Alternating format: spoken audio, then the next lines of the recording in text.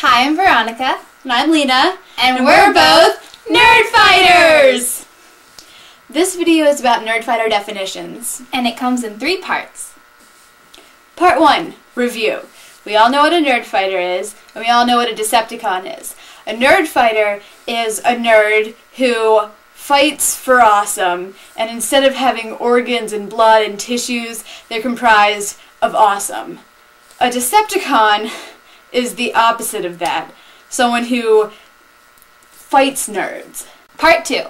We've come up with some terms to fill in the gray area because we've realized that not everyone is just flat out a Nerdfighter or flat out a Decepticon, obviously. So we've come up with Nerdfighters in disguise, NIDS, and Decepticons in disguise, DIDS. A Nerdfighter in disguise is actually the worst kind of Nerdfighter.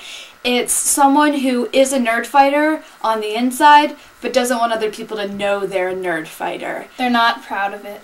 They're not proud of being a Nerdfighter. So a Nerdfighter might play World of Warcraft, but wears a lot of Abercrombie and Fitch. And a Decepticon in disguise is someone who looks like a Nerdfighter, but they're actually not comprised of awesome. For example, Andrew Sims, he's well known in the Harry Potter fandom. He made a podcast called MuggleCast, which is great. And he used to be totally a Nerdfighter. You know, he was a geek and we loved him for it. And he was so nerdy and that was what we loved about him. But ever since then, he got so many fangirls and now he thinks he's cool. And he doesn't embrace being a nerd, which is like the key element to being a Nerdfighter. You're not just a nerd, but you're like proud of it. And so that's what makes Andrew Sims a Decepticon in disguise. Part 3. This is the one that's been troubling us. We were wondering, can Nerdfighters be evil?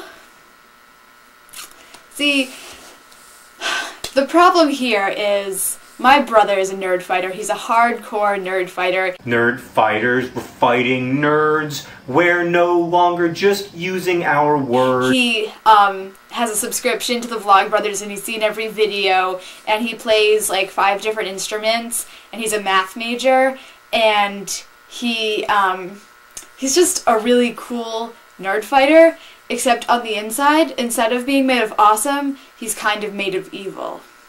You want to elaborate on that, Fernie? He's kind of mean. But we were just wondering, is he still a Nerdfighter, even though he's evil? Like, he's a really cool Nerdfighter, but he's mean to other Nerdfighters. Can Nerdfighters be mean to Nerdfighters? Is he a Decepticon in disguise? So thanks for watching, and we hope that you can clear up some of the confusion we have on Nerdfighter definitions. Best wishes!